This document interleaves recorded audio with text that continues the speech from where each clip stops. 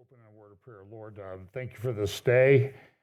Pray that you'll bless our time together. In Jesus' name, amen. Well, let me just give you an update. And I know people hate it when I do this, but sometimes people have trouble following our links and that type of thing. So I want to make one explanation.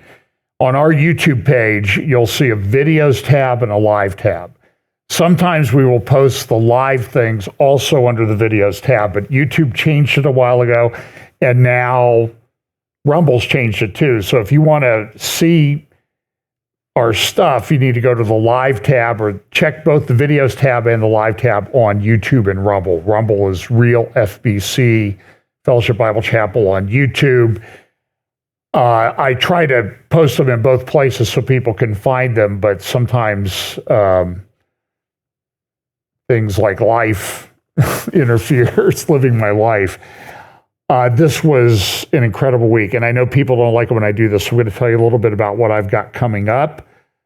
So if you want to fast forward in the video 1 or 2 minutes, you can miss what some people call the commercials, which is really a stupid way to describe it, but I just wanted to let people know so they can watch other things. I did an interview last Monday with Mark Sutherland in the UK. You can find that on, I think it's on both Rumble and YouTube. I also did a couple hours with Pete Garcia on Monday, right after the inauguration ceremony, talking about some of the things that were going on. You can find that on rev310.net, or Rev310, I think is his YouTube channel. I did an interview with someone in Israel. I've been having some technical difficulties with that. I'll try to get that posted as soon as I can. And then this week, tomorrow, 5 p.m. Eastern, I'll be live with Tom Hughes on Hope for Our Times. And I think I have some other things scheduled, but I don't remember right off the top of my head. And I will say, you know, I've been doing this for a while, and I've said this many times before. Some weeks it's very, very difficult to get this synthesized, graphics, downloads, and that type of thing. So today you can see I have a little stack of notes that I didn't even get to. So I may get to that today. As you can imagine, this week was pretty wild. And so last week I talked about the storm before the storm, and now I would say the storm is here. It was a pretty incredible week as President Trump literally blew into D.C. and went around the country. He has, I will give him credit, whether you like him or not, he has a lot of energy for a 78-year-old guy. And this is part of the problem. So I talk about the seals. This is sort of my view that when these seals open, and this is an interesting thing, folks. I want to make sort of a caveat statement. A lot of us spend a lot of time studying the scriptures, then times, and then looking at what's going on in the world. And we need to understand that when the Bible prophecies are being fulfilled, they will unfold in a real world. My concern with a lot of, and I'll say this, us in the eschatology community, is we have a tendency to get married to our ideas as to how things are going to work out in the end times. And so, for example, Hal Lindsey wrote a book 1969 or 1970, so 55 years ago. I can remember I used to say that was like 35 years ago. Now it's like 55. And like, where did all that time go? And, you know, and he had different ideas. And so, but when he wrote that book, you know, you got the Soviet Union, the geopolitical situation of the world was much different than it is today. And now the geopolitical situation is in complete turmoil. And so if you say, well, I think it's going to work out this way, then somebody will be all over your case. And I will say this, I think that I came across this verse this morning in my reading, 1 Peter 4. But the end of all things is at hand. Therefore, be serious and watchful in your prayers. And above all things, have fervent love for one another, for love will cover a multitude of sins. And I will tell you, I see that glaringly absent in a lot of situations, particularly when the subject of end times, how this thing works out, comes up. My concern is that if you take a too dogmatic position, and I see these people, they're prophesying like there's going to be a storm bomb in a certain part of the country on such and such a date, by such and such a date. And it doesn't happen. I think somebody said, oh, there's going to be a storm bomb in Tennessee. Well, there wasn't a storm bomb in Tennessee. It snowed in Tennessee. It snowed in Tennessee before. I remember Pam and I went down there. We were going to go to Tennessee. We were going down to North Carolina. We were going to go cut down through Smoky Mountain National Park. And guess what? It was December and there was a storm. And they closed the road through Smoky Mountain National Park because it's in the mountains and it snows in the mountains, even in Tennessee. So we went to Charlotte first, and then we went back, and not the best time to sightsee. So, I mean, we drove through Rocky Mountain National Park in about 55 minutes, I think, all the way through, even up over the road, because the storm had passed. So, but I don't think there was a storm bomb, at least and so people make these sort of predictions, but they use very fuzzy language, so they always have an out. Oh, well, it snowed.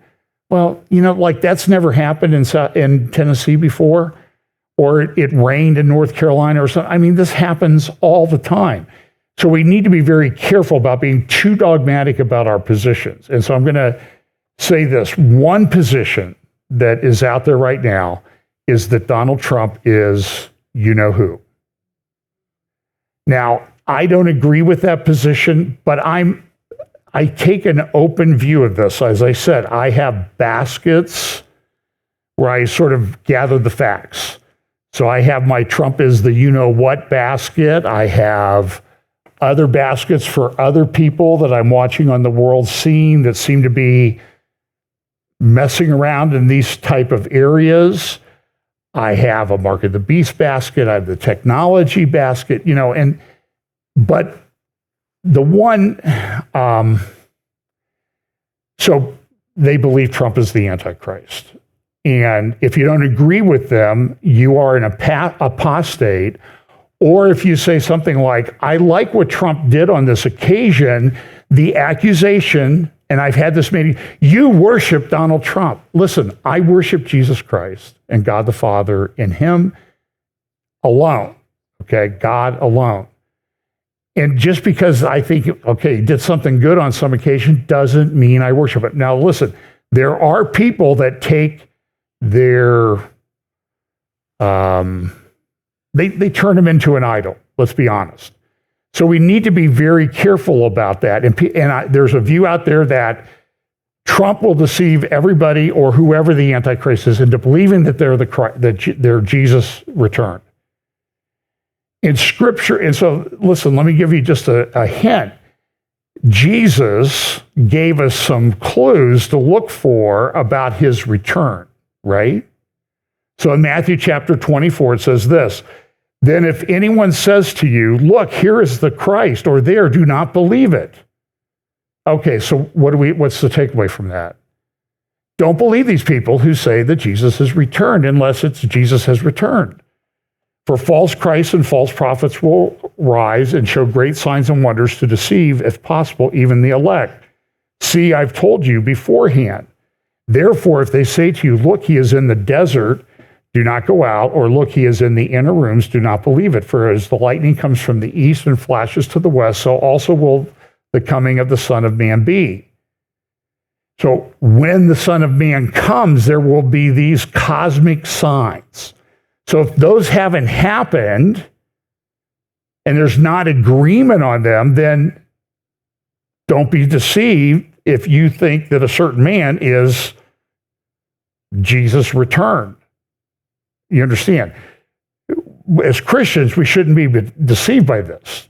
I think we should be skeptical of everybody, but my point is that, and then Jesus says this, immediately after the tribulation of those days, the sun will be darkened, and the moon will not give its light, the stars will fall from heaven, and the powers of the heavens will be shaken. Then the sign of the Son of Man will appear in heaven, then all the tribes of the earth will mourn, and they will see the Son of Man coming on the clouds of heaven with power and great glory, and he will send his trumpets with a great sound of a trumpet, and they will gather together his elect from the four winds, from one end of heaven to the other. So the practical application of this for me is that, by the way, I have my preference as to how I would like everything to work out.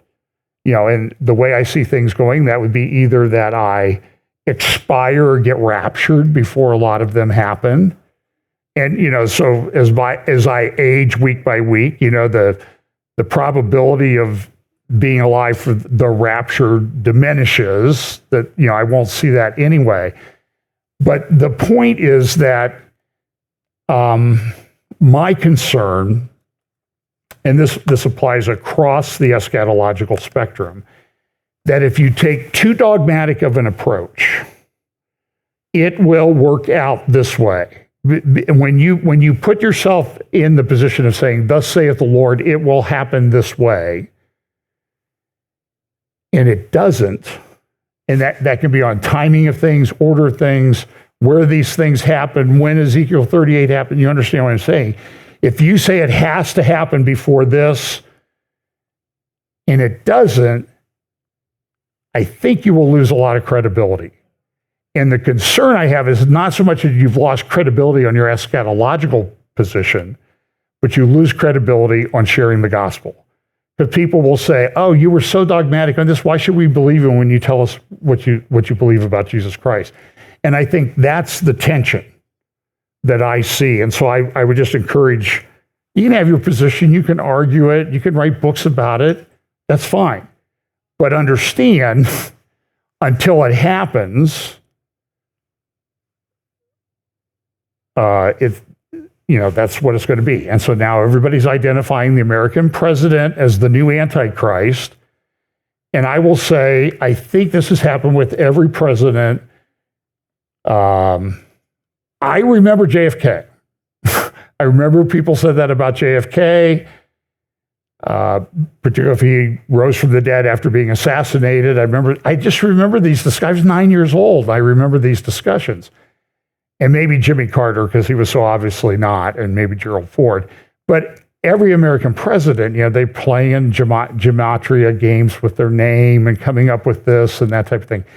And eventually, we're going to know who this guy is. And Jesus gave us some markers in Matthew 24 and also in 2 Thessalonians 2 about some really definitive things that you can look for to know who this guy is. And I think the one thing we all agree on is that he hasn't been, well, I can't say we all agree on this because people think he's been identified. There are YouTube channels and video. I must have seen 10 videos that people sent me. Oh, by the way, here's another little tip for communicating with me. I do appreciate it if you send me things. That's fine. However, if you send me a 3-hour video, you need to summarize it because I get at least 200 videos or more sent to me every week. So do the math. How many hours are there in a week? 24 hours a day. So 168 hours in a week. And I get 200 videos. And if they average 2.5 hours, even if I speed them up to double speed, that doesn't leave me a lot of time to do graphics and edit and all that other stuff. So please, not telling you not to send me things. And if you send me things and I don't get back to you, don't get offended, because I have stacks and stacks of stuff in my office that, if I don't make it to the rapture or anything and they dig up my house, and it's a long, long time, they dig up my house to say, boy, this guy really, it's like the Dead Sea Scrolls down here, all this stuff that he wrote, all these. So I'm just saying is please be humble and be strong and be scripture-based and that type of thing. So I don't have anybody pretty much specifically in mind when I talk about that. So I'm going to, usually this is controlled chaos, and so today I'm going to drop the control part because it's just crazy. So let's, I was talking to somebody and was like, yeah, Trump, wait a minute. When I did this last Sunday, he wasn't in office yet. I was still 24 hours away when I finished. And I think that there's been if I just went through a few of his executive orders and discussed some of the legal, eschatological, political ramifications of those, I would be here for a very long time, let alone the fact that these lunatics at the World Economic Forum decided it would be a good idea to schedule their annual meeting where they're going to talk about what they're going to do to us and want to do to us to control us. They scheduled that to start on the day that Trump was inaugurated last Monday. So very inconsiderate of them. And then the president, go play some golf, for crying out loud, you love to play golf, but he just is like a machine. So let's look at some of these things that happened. So this was interesting. This was Cecile Richards. She was the daughter of Governor Ann Richards she was the governor, her mother was the governor of Texas, Cecile Richards. Remember the thing when she was at the Democratic National Convention, Governor Ann Richards was going, oh, poor George, remember that speech that she gave? Poor George, he just doesn't know what he's doing. So Cecile was her daughter. She was head of Planned Parenthood for about 20 years, I believe. During that time, millions of babies were aborted. And, the Babylon Bee did put up something like, clump of cells loses viability, announcing her obituary this week, which is, I suppose you could say it's cruel, but it's humorous and it's certainly ironic that, they talk about this. And then the New York Times has these headlines about, women should be able to abort. And they want to abort the children up through birth and even after in many cases. And then in the New York Times, there was a headline this week. I'd have to go dig it out. It said something to the effect, immigration will affect unborn children. Because, the women that might be deported are pregnant, so they have unborn children. So now it's unborn children. So it's a very elastic political thing.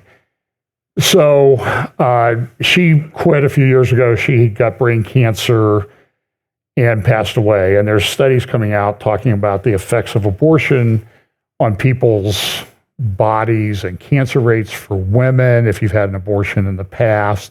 And God will forgive you. That's not the point.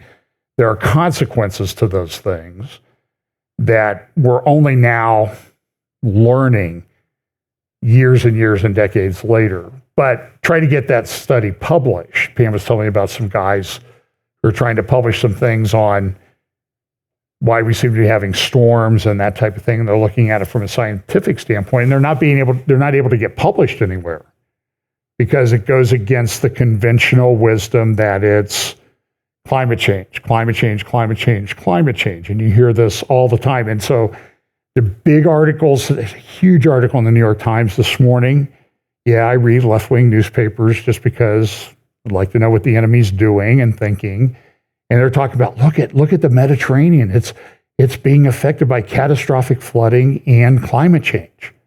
And everything is tied to climate change. It becomes the proximate cause of everything. And it's, I don't know, it's flooding, it's fire, it's everything gets caused by that.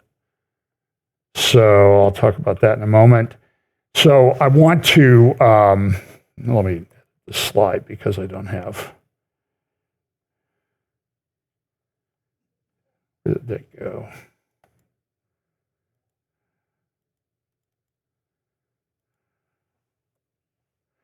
Okay. I was going to put in these nice little call-out quotes and everything like this. So this week, this is the chaos part now. Okay, everything before has been very highly organized compared to what's coming. There are people on President Trump's team, particularly Middle East people.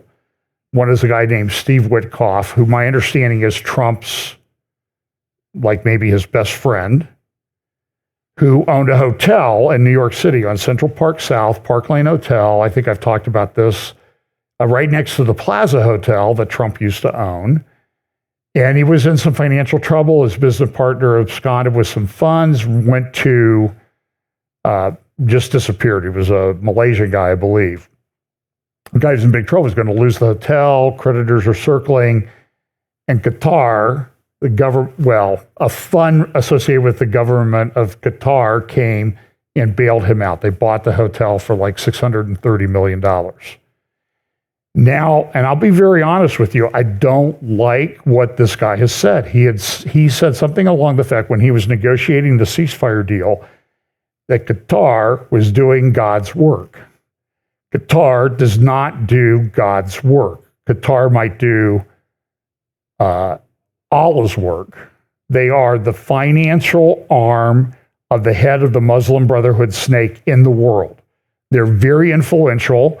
There are all kinds of scandals about them getting the World Cup soccer tournament, which was last year or 2 years ago.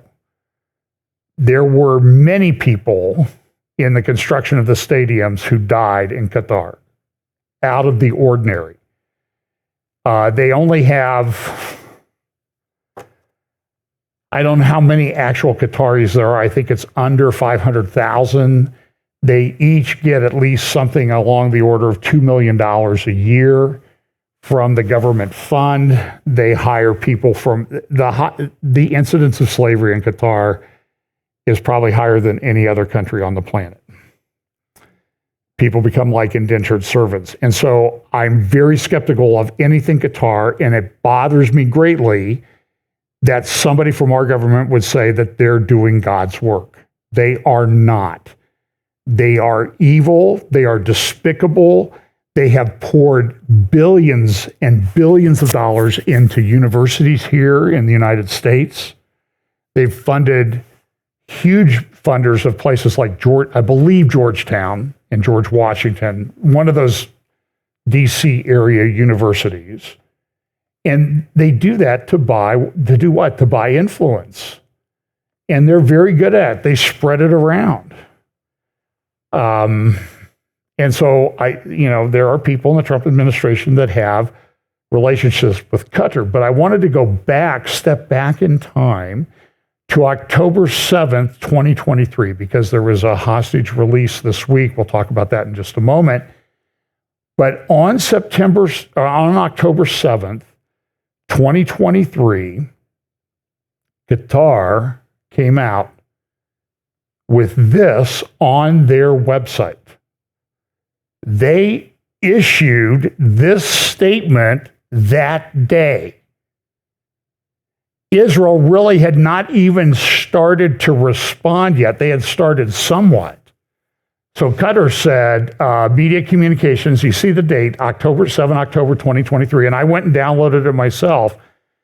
And they said this, the state of Qatar expresses its deep concern over the developments in Gaza Strip and calls on all parties to de-escalate and exercise maximum restraint.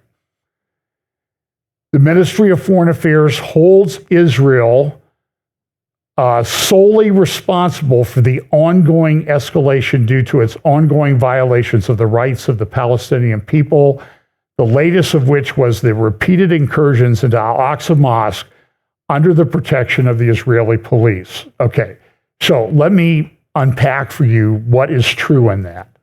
None of that is true. It is all a bold-faced lie. This is permitted in Islam. I'm sorry, sad to say. You are allowed to lie to the unbelievers. It's there. It's right in the Quran. Go look it up. And don't send me hate mail. Go look it up. Do your own research.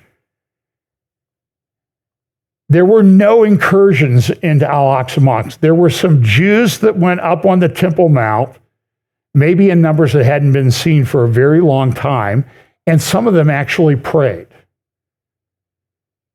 And so this whole thing, and by the way, the compound of the Temple Mount was always referred to. I have a reprint of a publication from 1924, 1925, published by the Muslim Waqf, the Muslim guy in charge of the Temple Mounts for the Muslims. He's probably the most important, as some people say, the most important holy man outside of Mecca in the world. And we know what happened with the Waqf, who is in charge, put there with the auspices of the British Empire as the Ottoman Empire was falling apart. They put him in charge, and he used to go to Germany to work with a very famous guy in World War II to eradicate the Jews. And by the way, this is significant because I believe the Holocaust Remembrance Day is coming up here. Anyway, there's some anniversary this week. I think it's the 80th anniversary of the end of World War II and the liberation of the death camps in Israel. And now we have people running around, people that are darlings of some of the people in the right wing of American politics I'm just telling you, you know who I'm talking about. She is going to deny it. Okay, Haram al-Sharif is what they call the Temple Mount. There's a publication there, and the publication clearly says that this is my editor, the editor-in-chief is here today. So the Haram al-Sharif used to be that whole area of the Temple Mount. On that Temple Mount, there are different areas. There's a thing called the Al-Qas Fountain that sits between the Dome of the Rock, which is sort of in the middle of the Temple Mount, and Al-Aqsa Mosque, which is at the end. And so they had Al-Aqsa Mosque, they had the Dome of the Rock, and they've built other mosques there. They tore apart part of the Temple Mount and built an underground mosque in the area of Solomon's Stables. Don't think they were really Solomon's Stables, but that's what it's called. That mosque can accommodate somewhere between 30 and 60,000 people at one time. And it's underground. You can see the skylights for it if you walk around that area of the Temple Mount. But now what they did is instead of calling this Haram al-Sharif, they call the whole thing Al-Aqsa because the whole thing to them is a mosque. And by the way, the Saudis and some other Muslim scholars have said, no, this was never the site of Muhammad's night journey. It's all made up. But when they started this operation in October of 2023, they said, Al-Aqsa is under threat. So they called their invasion of Israel. It's not really a terrorist attack. It's an invasion and kidnapping and raping and killing and all that stuff that they did on October 7th. That is called Al-Aqsa Flood. And all the martyrs, they call them, from Hezbollah, who have been killed, and probably well over 1,000 now, have been killed. Every one of their memorial pages, when they were still keeping those up to date, they've kind of not been able to keep their martyr pages up to date up in Lebanon. But all of them said he was martyred on the road to Jerusalem. Even though the guy may never have ever been there, that's why that's the goal. And there's really a big goal to make Jerusalem the center of this conflict.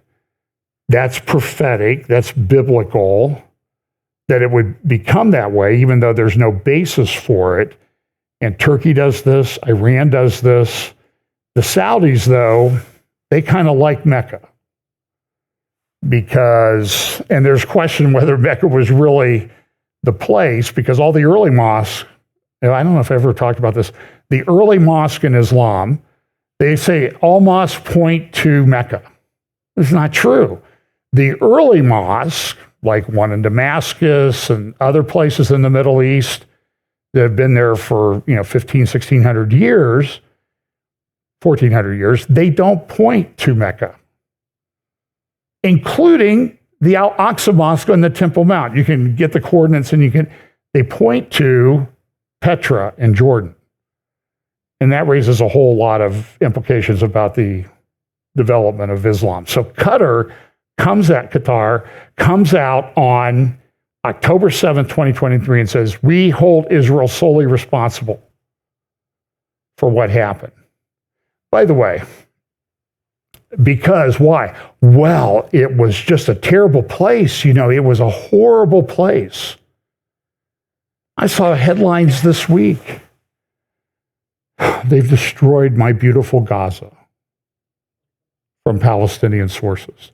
Hania, the guy they assassinated in Tehran last year, he used to say that Gaza was a paradise. Beach resorts, they had shopping malls. I could show you pictures of this. Now, they're not there now. And now, well, we'll see a little bit about that. So this is sort of the problem. This is, and I'll get more to this in a moment. This is from Al Akhbar newspaper. This is a guy speaking at the World Economic Forum in Davos, talking about the fact that Trump wants to normalize things between Israel and Saudi Arabia. And this is from an Al Akhbar. This is a Hezbollah mouthpiece newspaper in Lebanon. Listen to this translation, though. Donald Trump has once again assumed the presidency of America. The man came with the slogan of ending wars in the world, especially in the Middle East, and he achieved progress even before the inauguration. But this project has a sequel, which is expanding normalization between Arab countries and Israel according to the Abraham Accords model. Expansion does not deserve this title without Saudi Arabia, which has so far preferred complete silence, but rather raised its ceiling with positions it had not taken before, such as raising its voice against Israeli incursions into Syria. In other words, the Saudis are playing both sides of the issue. Imagine that. And you'll see some interesting things about that. So I'll get more to this. Here, I'll just read a little bit from this article. Perhaps the Saudi silence regarding normalization represents an indication that the kingdom says it cannot respond to such a project in light of the Israeli behavior that exacerbates the cost to it before Saudi public opinion in particular, and Arab and Islamic public opinion in general. In other words, this is going to cause them PR problems in the Islamic and Arab world. But it seems to be moving forward, as I'll discuss in a little bit. So it's very interesting. So now here's part of the chaotic thing. We're going to go back to Washington, D.C. on the day after the inauguration. National Prayer or National Cathedral in D.C. and this Methodist bishop gets up and just excoriates Trump. Oh, he's so mean to these people who are going to be deported. And Jesus would never do this. And so this is what we would call kind of gaslighting. It's not really biblical. It's when you take your political position and make it like you're speaking as the oracle of God. And I can't remember the term that I want to use for that, but it was wrong. And it's very interesting. Go watch the videos of the Trump children, and they're looking around like, where did this lady, does she know who she's talking to? Does she know what President Trump just did the day before? And they had a lot of Christians who supported this, and she was not biblical. This is the Atlantic. It's a left-wing magazine. Of course, Donald Trump didn't enjoy hearing a truly Christian message. It was not a truly Christian message. It was wrong theologically on every level. By this, and I don't know who put the thing together. Who allowed her to be the one to be speaking on that particular occasion. So yesterday, this is kind of interesting headline, or this is this morning, New York Times. So you have a picture of one of the female hostages, who had served in the IDF, who was kidnapped on October 7th. By the way, it was reported a number of months ago that she was dead. And I don't know when they learned that she was alive in this process, but she was on the list. And by the way, Hamas was supposed to release civilian hostages. They did not do that. They haven't lived up to the terms of the agreement. Big surprise, right? Who had that they wouldn't live up to any terms of the agreement. Of course, now if Israel goes in and bombs some people, oh, look at Israel, they're violating the terms of the agreement. And what they did was they don't release names and things of people till the last minute because it's torture for the families. I mean, imagine the parents of this young lady who been told she was dead. Now they don't know if she's alive. And they're not telling people before they give them the list whether these people, they're going to get a live person or a dead person back. And there's concern in Israel that they thought that they were going to release the mother and 2 young children, the Bibas family. Nothing's been said about them. And I'm just telling you, if they're not alive, this whole thing will unravel. Because I do not know anyone in Israel who has any tolerance for them who killed these 2 young children and the mother. And the father was separated on October 7th. It's a horrible situation. So here's the headline. Hamas releases 4 more hostages. And then in the middle of this, I might talk about this in a moment, although I have enough otherwise to cover the next 6 months. Look at this. Marijuana push to limit in a race for profits. Now, back when I was still practicing law, there was talk about Ohio legalizing marijuana. And I will tell you, every big law firm in Ohio started their marijuana group. The number of law firms pushing for this, if I could be so punny, it grew like a weed. And now what they're finding is that that they're making very high THC. That's the psychedelic ingredient in marijuana. And it's stronger and stronger than it's ever been, like many, many times longer than what they smoked at Woodstock back in, 1968 or 69. And it says low prices and curative claims still shy on proof.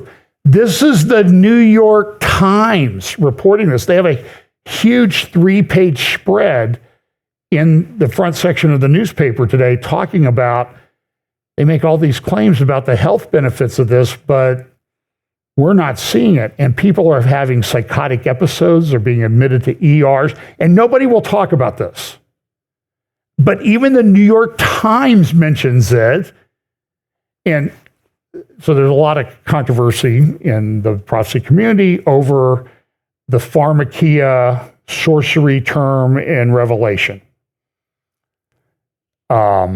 It's not all drugs, but it clearly would include this because it's psychedelic, it's mind-bending, that type of thing. That would be included. Sorceries and pharmakia, this would include that drug without question. So Hamas released 4 hostages. Here's a little video of the young ladies being reunited with their parents. There are 4 of them.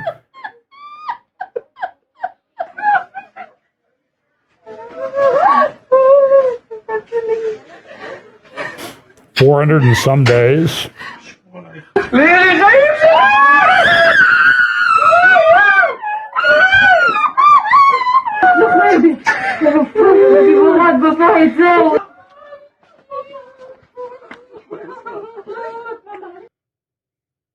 So that's great. But Hamas, the cruelty of these people is unbelievable. So here they have a big, they paraded them in front of everybody. They put them in uniforms, even though they were taken in their pajamas. You remember the one young lady with the bloody sweatpants?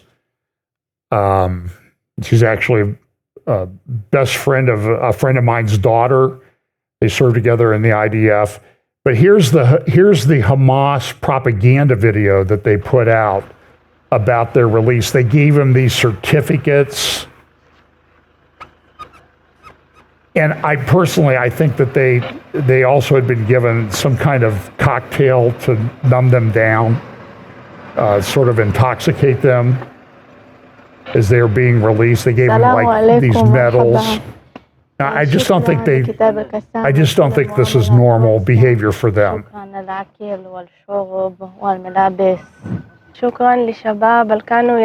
speech is kind of, you understand, their speech is kind of slurred. And then they took them and they paraded them in front of everybody. And all these Hamas guys show up. Now, the way they did it with the optics was it's not a huge, like thousands and thousands and thousands of people. It's probably hundreds. But you see how they paraded them through. They all have clean uniforms on. Looks like they just came back from the dry cleaner. And they have uniforms for these women. Now, they may have been IDF uniforms because they stole a lot of uniforms from the bases down there along the Gaza border. And this is very troubling. It was a big show. And by the way, I have not seen Israelis parading the Palestinians, the prisoners that were released from prison, to actual terrorists that were released from prison. And so you see, they have media, they have all these things, we're freeing them, look at how wonderful we are. And this is the young lady who's done. So I bring this up because the people that are being released from prison in Israel are monsters. They are murderers. And if Israel was smart, they would enact the death penalty next week. And they would get rid of these guys. So this is Ari Fold. Some of you remember, some of you followed him on Facebook. I did. He was sort of a larger-than-life guy. He loved Israel, doing videos, social media. And he and his wife lived in Efrat. They had 4 children. I think they had 4 children. And he went down to the store at Gush Etzion Junction. I drove by there 2 years ago when I was there, and immediately I thought, that's where Ari died. He was shopping. Young Palestinian kid, 16 years old, came up and stabbed him in the back, severed his aorta. Ari, being a former IDF reservist, had a gun. He chased the kid down, shot him, prevented him from stabbing to death a lady that was also shopping there. The kid survived. Ari died. With his last breath, he neutralized the kid as best as he could. The kid is or has been released. The 16-year-old kid that stabbed Ari. Now, I don't know where these guys are going. I've heard that they're going to go to Turkey. I've heard they might go to Qatar. Oh, Qatar, who's doing God's work by taking in these known terrorists. This morning, I heard that 70 of them went to Egypt. Egypt, the country who refuses to take a single person from Gaza in, will take 70 terrorists in. One of these guys that was released had stabbed, raped, and slit the throat, almost beheaded a lady in Judea, Samaria area a few years back. You probably don't remember. You might remember the story. They estimate that, I think I might have played the video last week from the Israel guys, that maybe 400 Israelis are going to get killed in terrorist attacks by these guys who are being released, if statistics hold. This is unacceptable.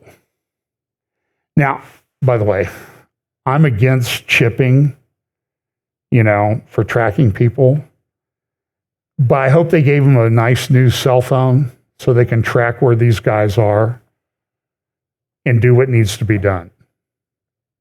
Because, there was another guy released. He had stabbed and killed a family of like 3 went into their apartment, home, and killed them, and he's released. It's unbelievable. So Avi Abelo, who I've met, wrote a great article in the Jerusalem Post Thursday, a moral outrage releasing terrorists who murdered so many Jews, because he was a very close friend of Ari Fold. And so I did interview Ari's brother, and we're having some technical issues, so I hope to upload that soon if we can get that to work. But it's an outrage. And when you drive through like Efrat, where a lot of people that you know that we talk about here, they live there, but there's no barrier between them and people that will do this. And how do you live in that environment? I don't know what the answer is. Now, there was a new group. So we talk about the Abraham Accords. Trump wants to push the Abraham Accords. You're going to hear a lot about it. I do think it's biblical. I do think it's prophetic. I think this is the way this is probably going to work out. Not dogmatic about it yet, but it seems to be coming together. So there are a number of groups in Israel and in Saudi Arabia that want this to do. And now this new group was formed, just came out this week, called the Coalition for Regional Security. I believe their website is abrahamshield.org. So you can go and you can look. I want to go through their points. Now, I know some of these people. I've interviewed them. I've talked to them. In fact, I called up some friends in Israel that are also in a security think tank, and they said, hey, what about this group that just formed? They didn't even know about it. So I haven't heard about that yet. So I just happened to come upon it. So the Abraham Shield Plan of the Coalition for Regional Security is a new Israeli political security initiative that paves the way for the state of Israel to emerge from the wars of attrition to a reality of security, stability, and prosperity based on the current regional opportunity. And that should raise some, I don't know if I'd say red flags, but it should bring to mind certain passages in Scripture that say, when they say peace and security. Now, I'm just telling you, it's like a freight train. Israel been talking about building this high-speed rail from a lot all the way to Kiryat Shimona. Pam will remember Kiryat Shimona. That's where I tried to operate the gas pump, and I couldn't figure it out. And she said, well, just go ask. And I'm like, what are you talking about? Go and ask for help? So we drove on. Because I didn't know which was they don't have the same thing here in America where you can't get the diesel spigot into your gasoline car. Because Americans, we kind of, I guess in Israel, they just assume everybody's smart enough to know that. But here we think everybody's dumb enough to not know it. And so that's what you do. So anyway, so here's the thing. And you see how they took the Economist thing and said Israel alone, Israel is not alone. And they cite all the country flags that are supporting the Abraham Accords, a new regional order that ensures Israel's security. So here are the points of the plan: closing the front in Gaza, returning all hostages, establishing a technocratic transitional government in Gaza, and a regionally led dehumification. By the way, in 2 weeks, on February 12th, I'm going to do another prophecy roundtable on technology, transhumanism, technocracy. And I see this term being used openly all the times now, technocracy. So we're going to talk about that. Britt Gillette, Patrick Wood, Scott Townsend, myself, and Tom Hughes can't do it, but so we're going to bring in Pete Garcia. And by the way, somebody said the other day, you could do one of those every week, you know. And I'm like, with Davos, we could do one like every day with just the stuff that went on at Davos and in the White House this week, which we'll talk about this before we leave. Is somebody messing with the clock? So anyway, closing the front in Gaza, you can go to abrahamshield.org. And number two, implementing and enforcing the agreement in southern Lebanon through a zero violations policy and strengthening the Lebanese army. My view of this is a lot of this is, it sounds good, it looks good on paper, and it just doesn't have, it's a disaster waiting to happen. Following the fall of the Assad regime, harnessing regional forces to stabilize Syria and turn it into a buffer against the Iranian axis. And down here at the bottom, it says, in light of Turkey's centrality in shaping the future order in Syria, the state of Israel will establish a communication channel with Turkey to promote shared interest in regional stability. Turkey is not interested in regional stability. Turkey is interested in regional control as part of a revived Ottoman Empire. That's their goal.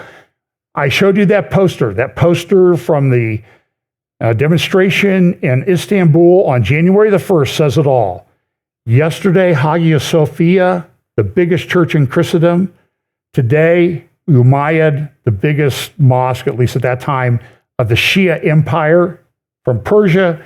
And tomorrow, Al-Aqsa. That's the goal of Turkey. You don't need to look through all this other stuff. And so Hezbollah, it looks like the ceasefire might fall apart. Here's number 4. Oh, by the way, this is a little video that I downloaded. If you want to understand where Turkey is coming from, it's very easy to dismiss Turkey and say, well, their economy's not that good. They don't know what they're doing. They're not that strong. They're the largest army in NATO outside of the United States. They have developed a very good aeronautical capability. This is one of their stealth fighters that they're rolling out. They are a leader in drone technology. Hopefully, the city of Columbus will soon rival Turkey in drone technology. I'm sure you know about the plant down at Rickenbacker Air Force Base on the south side, where they plan to hire 4,000 people. I think it's the largest job infusion in the history of Ohio in one fell swoop. 4,000 people to build drone technology. And you'll see a lot of this stuff coming out. So Turkish aerospace is very big. 4, deepening the moderate regional coalition, returning to a fast-track normalization with Saudi Arabia and expanding the Abraham Accords. And they talk about Syria. This is an article you can go get it. Jonathan Spire went to Syria recently, hadn't been there for about 8 years. He went back, and his article, it's a very moving article, Searching for the Last Jews of Damascus. Do you know that within our lifetimes, well, some of our lifetimes, I'm looking at some people over here, I know it was within your lifetimes, there were 50,000 Jews that lived in Syria. Now you can barely find 4 of them. So they talk about Israel decimating the Middle East. There are a couple million Arabs that live within Israel proper today. But all these countries in the Middle East have been completely emptied out of Jews. Candace Owens, look that fact up, will you, before you open up your mouth again? Okay. 5, implementing a blockade plan against Iran and preventing its nuclearization. And that's moving ahead very, very rapidly. Iran is, I believe, now doing enough uranium, plutonium, whatever they need to do to make a nuclear weapon, build one every week, a new one. Something needs to be done with this. Something needs to be done pretty quickly. An Israeli declaration of a gradual, responsible, secure path of separation from the Palestinians within a decade as part of a comprehensive regional agreement. Now, the people that are part of this group, and I know some of them, they are centrist and they really believe in a 2-state solution. And I would say there is a 2-state solution called Israel west of the Jordan, Jordan east of the Jordan. Very simple solution. And President Trump was saying, listen, Jordan, you need to take more Palestinians in. You've done a great job. So he's so good at this. He's like, done a great job, big, beautiful job so far. But, now you need to do a really big, beautiful job. So I was going to call my update some Sunday the big, beautiful update, but I thought that might trigger some people who don't. And so they go through the different conditions for separation, and I'm just like, excuse me, it hasn't happened yet. I don't know that it's going to happen anytime in the near future. And this is an interesting statement here. The last one here, conditions for separation, with the implementation of reforms and the fulfillment of the conditions of separation, the Palestinians will join the Abraham Alliance, which will prevent the infiltration of Iranian influence on Israel borders. Not Hamastan, but Abrahamstan. And so, listen, they have good motives in all of this. And by the way, we're pretty sure prophetically this is how this is going to work out. I'm just telling you this week, and there's a whole bunch of people involved with this. And I'm just telling you, a whole new group formed this week to push this, in part because of the guy who's in the White House. And it's interesting. They call the organization Abraham Shield. In Genesis chapter 15, after these things, the word of the Lord came to Abraham in a vision, saying, "Do not be afraid, Abram. I am your shield." This is where they picked up on this language. And this is interesting because in chapter 14, Abraham had a bit of a war to fight. He was in Mamre, he dwelt by the terebinth trees of Mamre in Hebron. And then it says he pursued these people, all that his brother was taken captive. He armed his 318 trained servants who were born in his own house and went in pursuit as far as Dan. So he's covered the whole land. In some of these places, this is the first mention of these things in Scripture. His servants attacked them and pursued them as far as Hobab, which is north of Damascus. That's the first mention in Scripture of Damascus. So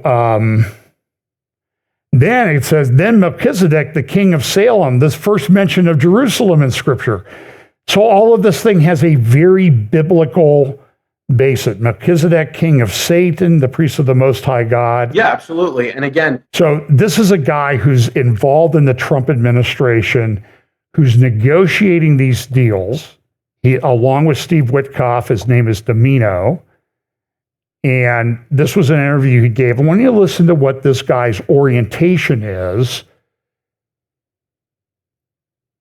and I would hope that when this doesn't work out, he gets fired, if not before so.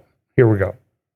Yeah, absolutely. And again, that's the bigger thing here. We could talk about sort of the military analysis all day, and I think it's really important to do that. But the bigger point here has to be, we have now seen 20 years worth of evidence in Iraq, in Syria, in Libya, in Afghanistan, that we cannot force liberal democracy at the end of a gun. Okay, Iran is a nation of 90 million people. Enough of the people in that country have to overcome what many sociologists and political scientists have called the collective action problem, right? The cost-benefit analysis of organic political change, that calculation has to get to a point where change can happen.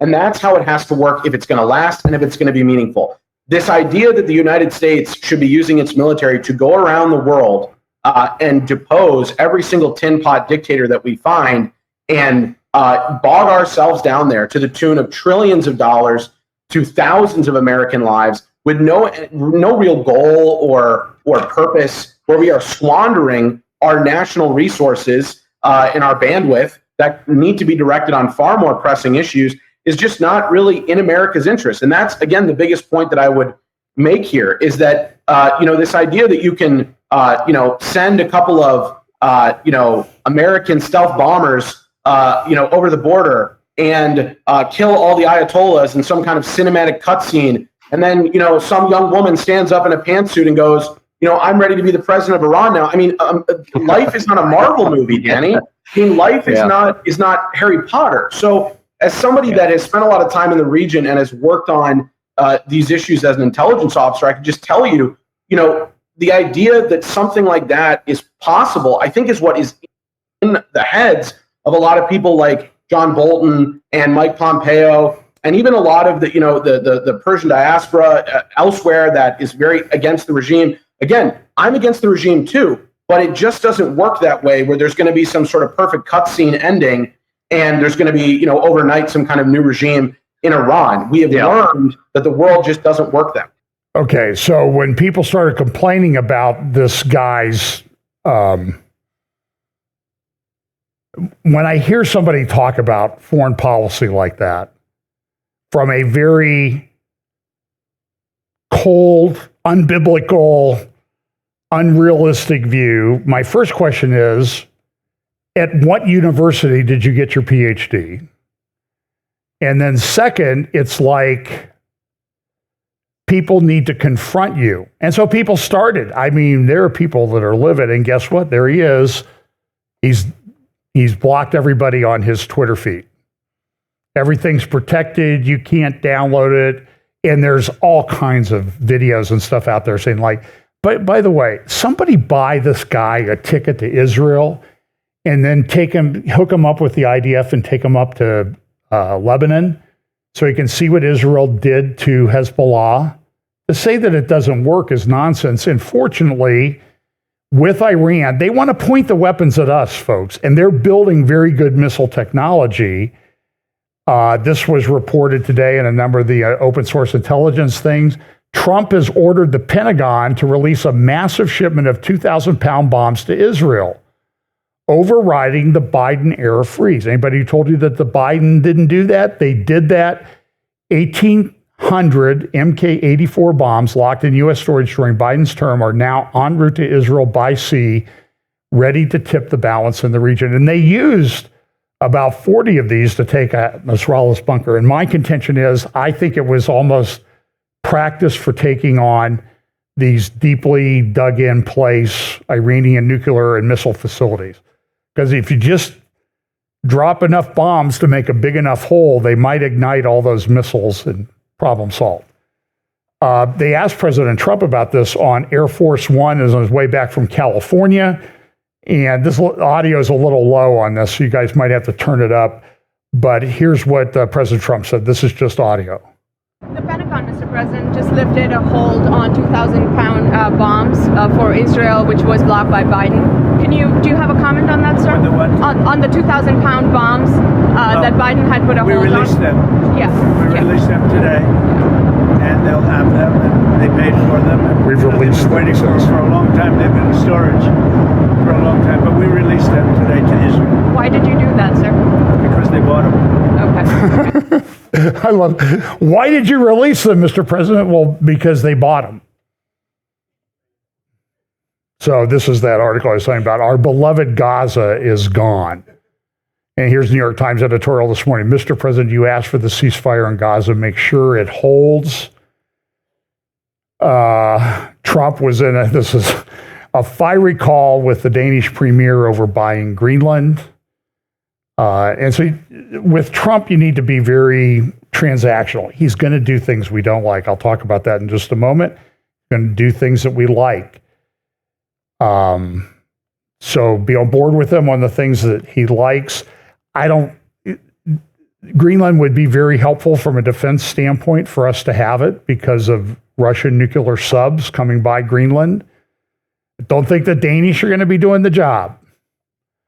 And so we're going to go up there and we're going to build a big, beautiful naval base, or whatever Trump would say.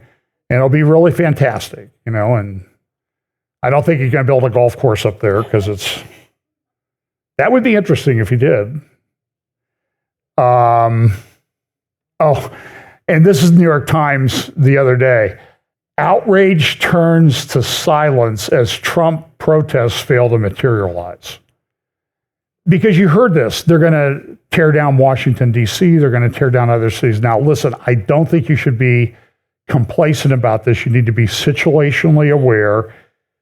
There is some indication that they are planning something big and something in multiple cities. So be very careful when you go out, and just be aware that something might happen in cities far from DC. But this is the New York Times this morning going like, boy, outrage turns to silence. I mean, this has been kind of an interesting week. Trump went to Davos. I'll talk about this. The Financial Times called this Trump's frenetic first week in office was marked by moves to assert America's commercial supremacy. This array of ultimatums and demands suggests he will use the country's financial might as a cudgel. And I think if I want to analyze what the New York Times or the Financial Times said, you betcha. I think that's what he's going to do. I mean, he seems to have kept his word so far. Can we agree on that? I mean, it's been amazing. Now at Davos, Trump came up. So this was a session. I can't remember the first guy. The next guy will be the famous historian Walter Russell Mead, who's a pretty reasonable guy. But I want you to listen to what they say about Trump. This was at Davos this week. Here we go. Trump has done something no person in the world has ever done before. A dead man, a dead politician, has risen.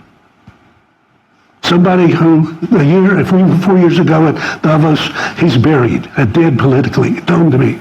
He's now returned. This is the greatest comeback in political history of a politician. And then, therefore, he thinks he can do anything. We need to also factor in not only who's won, which is Trump, but who's lost, which is to say us. And I guess I would throw into that the epitome of the us who is losing here is Europe. That the European Union and by and large its member states have misread the direction where events were going. The causes that it is interested in, climate, human rights, some others, as well as the methods of diplomacy that it prefers, are simply being gradually kind of marginalized as something new, not necessarily something better, but something new moves into the center. Well, I would disagree with Dr. Mead in the sense that they're not being lessened, they're being ground into dust. And maybe they should be. Maybe it's time for some realism in the world. Now, one person that I've kind of watched, she was in Saudi Arabia today talking to Crown Prince Mohammed bin Salman. Here's a video of her meeting him out in the desert at one of their big projects. Giorgia Meloni, the Prime Minister of Italy. By the way, earlier this week, there was published a speech that she gave, which is kind of interesting from a Bible prophecy standpoint. So all the Revived Roman Empire people who think that's the big beast, leading beast empire of the end times. Man, maybe it is. Like I said, it's in my basket. And she said in a speech that Rome should be the capital of the European Union. Now, that's kind of interesting that happened this week, too. Here's Saudi Arabia announcing that they're going to, and by their way, their gross domestic product is about $1.2 trillion a year. They've said they're going to invest $600 billion, half of their annual gross domestic product, in the U.S.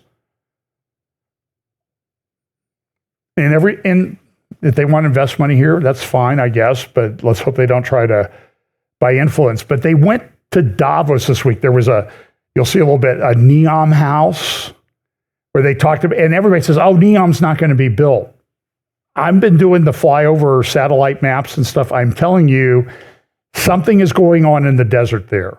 The reports are from the NEOM people that they are consuming 20% of the steel made in the world right now. And that 5% of all global logistics, I mean, just made up a new word, logistics, that'll trigger some people, I'm sure. Global logistics are tied to NEOM. And they're building a big thing, the Mukaba, that big cubic gold thing that has dimensions of biblical proportions in Riyadh. Now, why would they be doing that in Riyadh? Well, it was announced, this is front page of, I think, this morning's Arab News, this. Riyadh to host World Economic Forum meetings from 2026 on.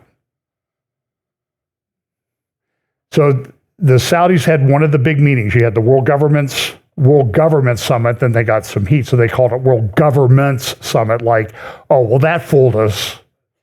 Yeah, that made it all okay in the United Arab Emirates. You had the big Spieth Forum, St. Petersburg's International Economic Forum or something like that in St. Petersburg, Russia, which was a big one. And then you had the Saudi FII Institute, Financial Investment Initiative Institute, that they've been holding. That's where they announced NEOM in the first one back in 2017. And they've called that Davos in the desert. And now they're really going to have Davos in the desert. So I guess the World Economic Forum people, they're getting old. You know, they're not as good as skiers as they used to be, you know, and that type of thing. So they're going to go to Riyadh, and they're building the Mukab. I've got pictures of it, and this NEOM thing is moving ahead. This is a schematic of what it looks like. Here's a map of it, and then what I did was I got on Google Earth. Let's see. And I did sort of a satellite flyover. So it's going to be down here across from Sharm el-Sheikh in Saudi Arabia. And you can see the scar of the foundations that they're building for this thing all the way through the desert in Saudi Arabia. So this is kind of crude. This is John Haller needing more tools, but you can see the line there. And as you get closer, you'll see that the foundations are being dug. And there's a lot of infrastructure been built. And I don't know exactly when this thing was. And by the way, they were saying, oh, they're only going to build a little bit of it. It goes all the way, you can see it all the way through the mountains, all the way into the desert on the other side, 100 miles away. They're very ambitious. So this is the Saudi Arabia mega project, says it needs 20% of the world's steel. Here is the NEOM house at World Economic Forum. Listen to this.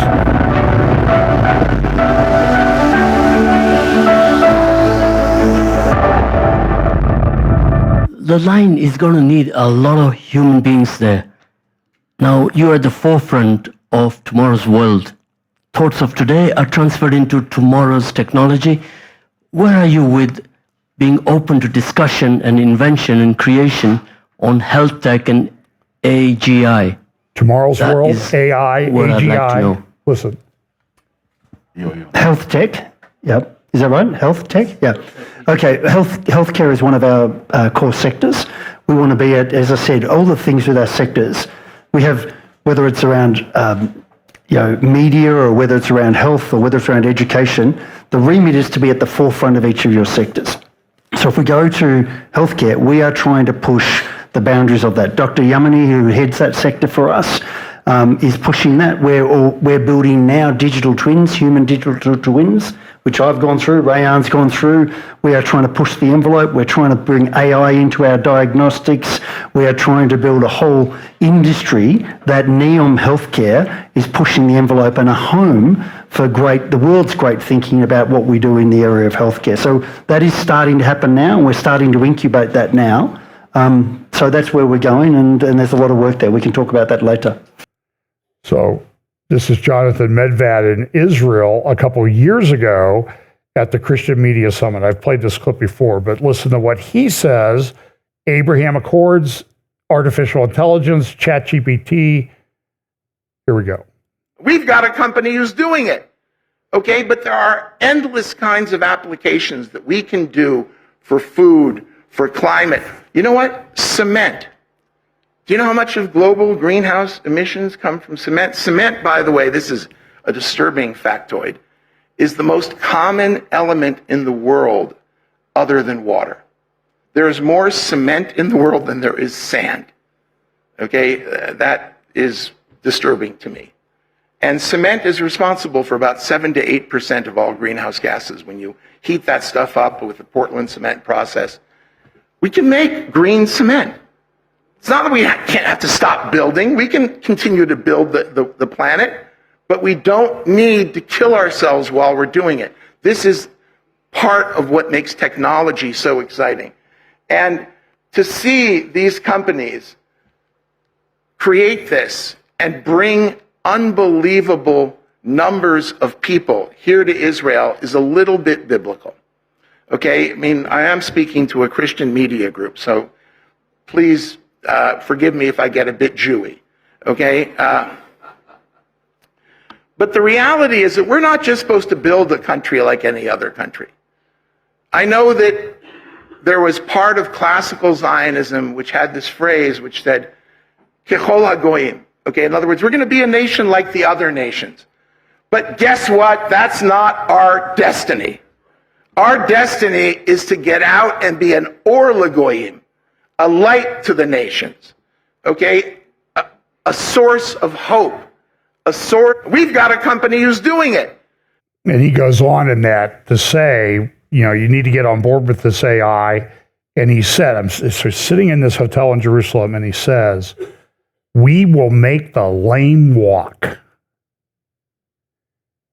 And that's kind of biblical too, but it's also a big deception thing if we translate it into the end times. So Globalist Report talked about this last week, Trump coming in, everybody's upset. And so at the New York Times, they sort of took, I think it was Antonio Gramsci, who talked about the time of monsters. And so the New York Times says, now is the time of monsters.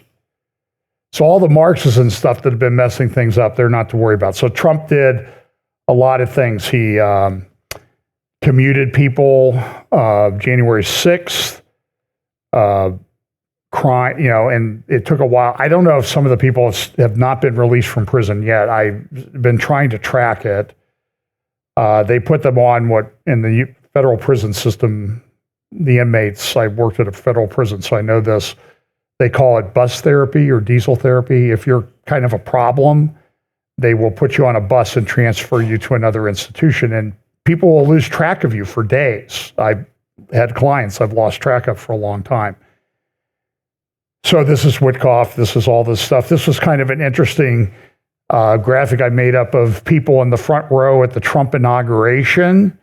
By the way, the head of Google there, he's only worth about $2 billion, so he's a piker. But you have like $1 trillion worth of personal net worth sitting in that row of these people. And so I'm concerned about the technocrats and that type of thing. So Trump did a thing at the White House the other day, brought in Sam Altman, the guy from SoFi Bank, and Larry Ellison to do this. Here's a little clip of Trump announcing Project Stargate. It's an honor to be here today. We have first full day as president. We're back. And we had a great first term, but we're going to have an even better second term. And I think we're going to do things that people will be shocked at. We're starting off with tremendous investment coming into our country at levels that nobody's really ever seen before. And they're very happy with the fact that I won the race and that they feel confident in their investments. And it's big money and high quality people. So my first day back from having a nice life, it's my honor to welcome 3 of the world's leading technology CEOs. And in the case of Larry Ellison, it's well beyond technology. He's sort of CEO of everything. He's an amazing man, an amazing business person. But to announce the largest AI infrastructure project by far in history, and it's all taking place right here in America. As you know, there's great competition for AI and other things, and they're coming in at the highest level. We're joined by Oracle Executive Chairman Larry Ellison, SoftBank CEO, my friend Masa Yoshi-san, and CEO of OpenAI, and I would say the by far the leading expert based on everything I read, Sam Altman. So that's great that you're coming in together. That's a massive group of talent and money. Together, these world-leading technology giants are announcing the formation of Stargate. So put that name down in your books, because I think you're going to hear a lot about it in the future. A new American company that will invest $500 billion at least in AI infrastructure. Okay, so let me make a couple comments. One, my understanding of this is it's not American taxpayers investing this money. It's private companies investing this money, but he's certainly taking credit for it. He's on board with it. It's concerning because we know where AI is going. Here's a little clip of the guy from SoftBank, I think Sam Altman, and then Larry Ellison giving the most concerning part of the introduction at the White House the other day. Because this is the, as you say yesterday, this is the beginning of golden age of America. This is one great example, I think, right? We wouldn't have decided to do this. I think so. This is the beginning of golden age. We wouldn't have decided unless you won. And yesterday we agreed, we signed to make this happen. Great. Intelligence will come to solve the issues that mankind would never ever have thought that we could solve. Well, this is the beginning of our golden age.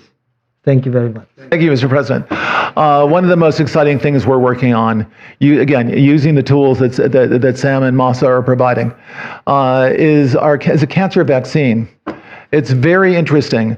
It turns out, I'll be quick, all of our cancers, cancer tumors, little fragments of those tumors float around in your blood.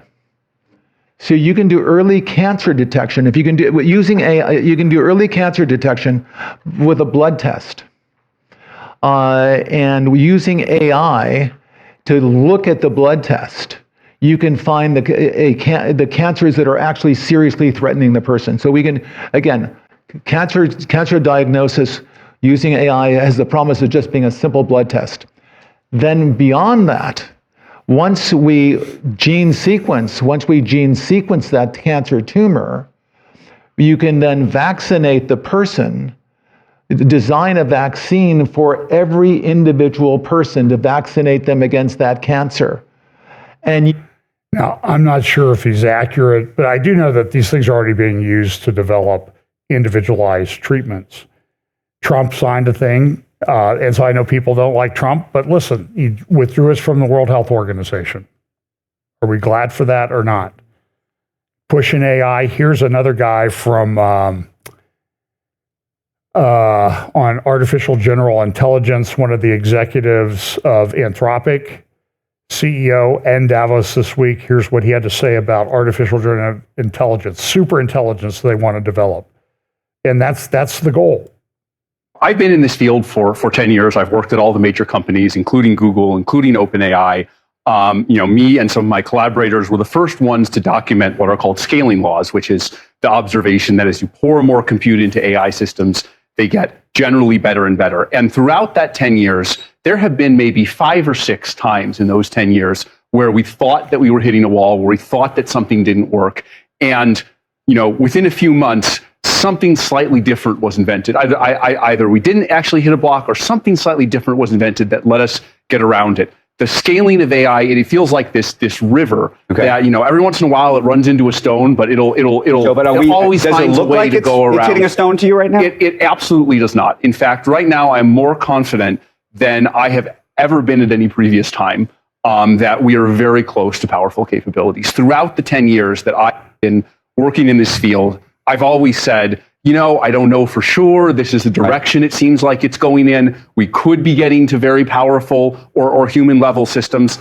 I still think there's uncertainty. I think it's important to be humble. But over the last 6 months, I would say that uncertainty for me has decreased and a great gets to deal. where? Gets to AGI or gets to something else? And that's artificial general intelligence. Yeah, AGI has never been a well-defined term for me. I've always thought of it as a marketing term. But the way I think about it is, at some point we're going to get to AI systems that are better than almost all humans at almost all tasks. The term I've used for it in an essay I recently wrote is a country of geniuses in a data center. It's a sort of evocative phrase for all the power and all the positive things and all of the potential negative things. That's the thing that I think we are quite likely to get in the next 2 or 3 years. I don't know exactly when, but the things that I've seen inside Anthropic and out of it over the last few months lead me to believe that we are on the trajectory. One of the things. So it's moving very rapidly. Watch our Prophecy Roundtable on February 12th for a little more information. By the way, Stargate, at least based on my research, appears to be a idea that was birthed at Microsoft by Bill Gates. The people that gave us that, remember that stupid Clippy, that paperclip thing that used to mess up your Microsoft programs? The first thing you did when you ever loaded a new program was shut that thing off because it was so annoying. And by the way, something's going on, because at the Wall Street Journal, at the New York Times, at the Financial Times, and I believe the Times of London, this week in the last few days, have been big puff pieces on Bill Gates. It appears that they're softening us up for something. That's, I'm concerned about this. So part of the investment is to build the power that's needed to drive all these big server farms and everything. And they've already started. There's a big facility down in Texas they're going to add on to for this Stargate. You can find videos of that online, but it's based on the fact that it's going to take time, it's going to take a lot of effort, it's going to take a lot of energy and that type of thing, but maybe not, because what happens in these computer systems? They very rapidly, they increase exponentially. If you want an idea of exponential growth, I'll use the Yankee Stadium. Since we're from Ohio, it's okay to do an example where Yankee Stadium is flooded. That's fine. For all of us Cleveland Indian fans who still cling to the old name. But so if you take Yankee Stadium, make it watertight, and go out to second base and put just an eye drop of water, and then a minute later you double that to 2 drops, then 4 drops, then 8, then 16, then 32, then 64. The question is, if you're chained to the upper row in Yankee Stadium, from when I start, how long do you have to get free before you drown? Because the stadium fills up. And the answer is less than 50 minutes. That gives you an idea of exponential growth. And by the way, 2 minutes before the stadium overflows, it's only 1/4 full, as it goes from 1/4 full to half full to overflowing.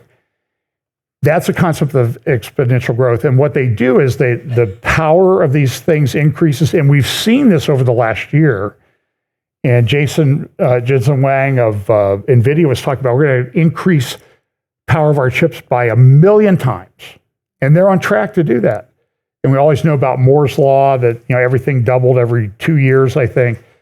Throw that out the window, and the chips become more energy efficient. And so as soon as they come in and say, we've got to do $500 billion of investment to build the power, China company called DeepSeek comes out and says, we're back. Anyway, they're saying we can do this, make it open source, and you can download it and do it on your computer and run this stuff already. And they're apparently making it available for people from China for free. So, and I'm seeing things like these deep fake videos and artificially generated art and pictures and that type of thing. I've resisted using them. So Trump comes out, he announces this. I want to play a bit of this clip. This is Joe Allen on the War Room the other day talking about Project Stargate. And then I have a few hours of stuff left. This is crazy.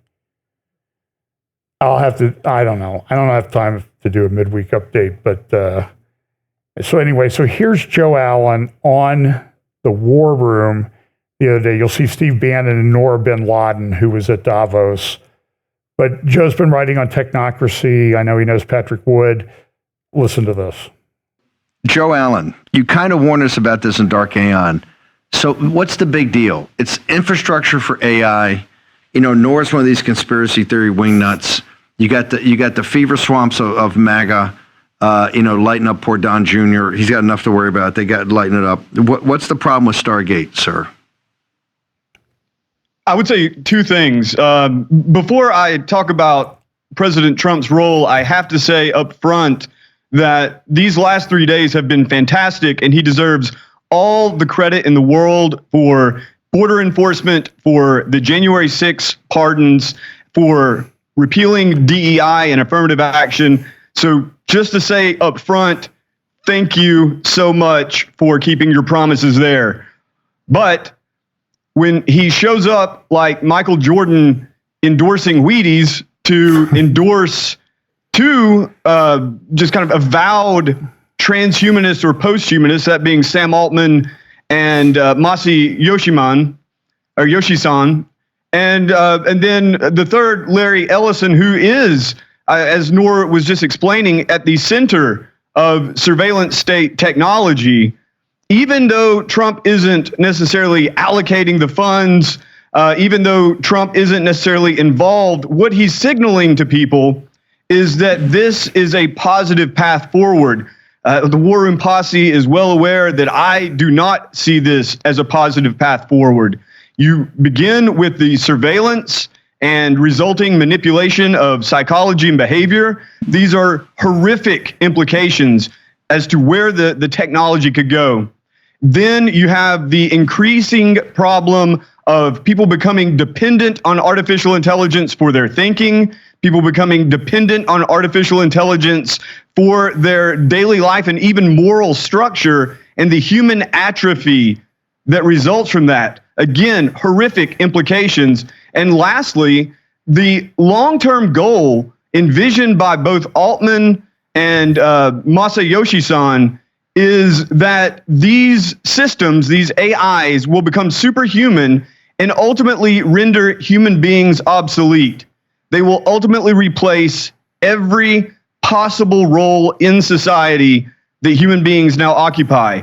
That is what President Trump is endorsing, and I want to believe he does not understand the implications of what he's endorsing. When we think of let a new age now begin, or the new order of the ages, we had the party the other night and used the phrase off of the official kind of motto of the U.S.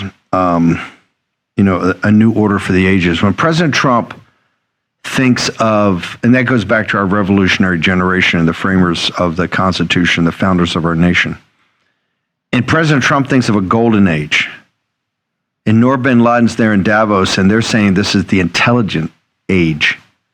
Are these things in conflict with one another? Is Noura bin Laden right? Is that what Davos is looking for? Do you think starkly different than what President Trump's thinking of when he thinks a new golden age for America? Are they mutually exclusive? Are they reinforcing? I suppose there's a way you could imagine that they're coupled. I mean, transhumanists oftentimes speak of it in terms of enabling human flourishing, enabling human abilities, enabling human self-realization. But ultimately, the promises of technology almost always have these dark underbellies that are usually not really accounted for in the beginning and are not really corrected until it's too late. So when the Davos crowd talks about the intelligent age, or Sam Altman, when they announced that, Sam Altman produced a post about the intelligence age. Obviously, it's kind of a bit of coordination there, a very weird coincidence. what they're talking about is digital intelligence, and whether that's used to augment human intelligence or whether that's used to replace human intelligence, it is a dream that it's born of a kind of religious impulse to create a godlike entity. When Masayoshi Son or Sam Altman is talking about a digital intelligence 10,000 times greater than human intelligence, that's a god. Now, just really quickly, I just want to say that many people are very, very skeptical of that possibility, myself included.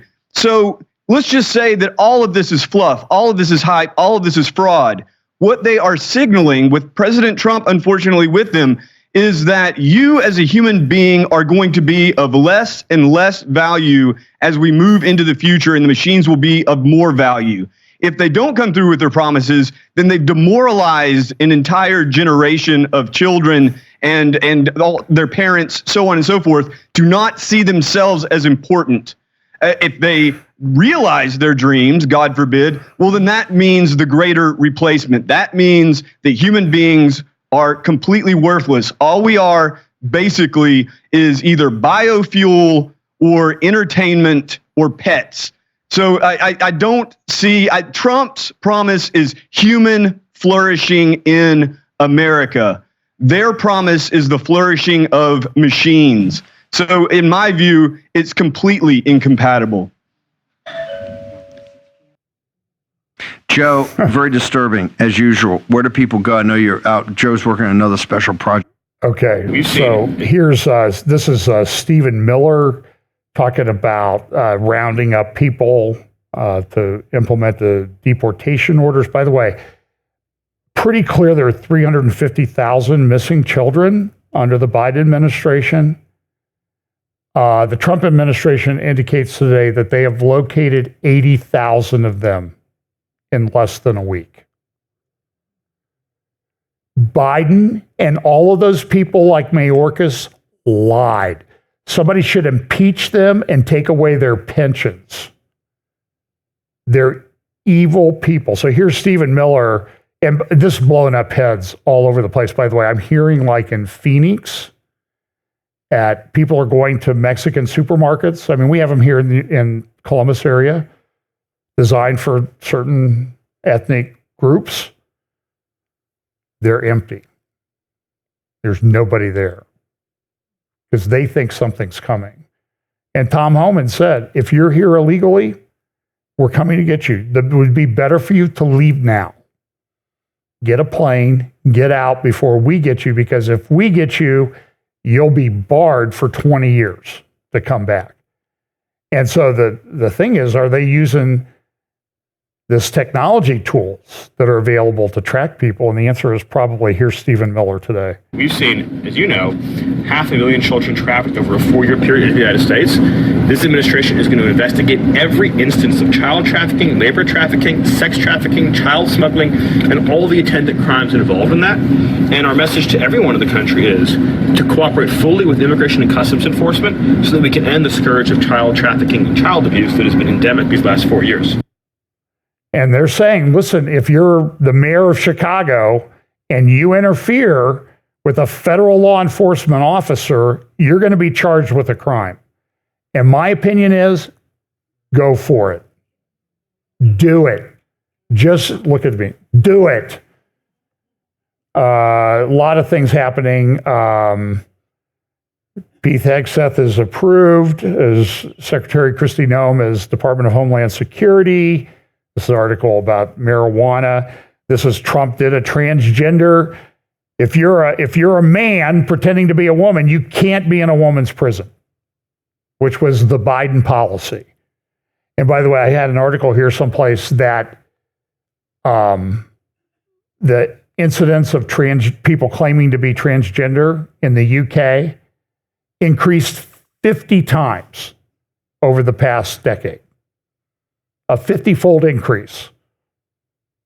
It's all psychological. It's all promoting mental illness.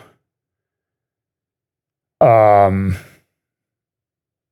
doing this. Things being signed. Look at the stacks of executive orders that he's signing. Here's Biden pardoning all the people in the January 6th committee and the police officers and the staff that was held. And then, so here Trump, he comes, here's my pardon.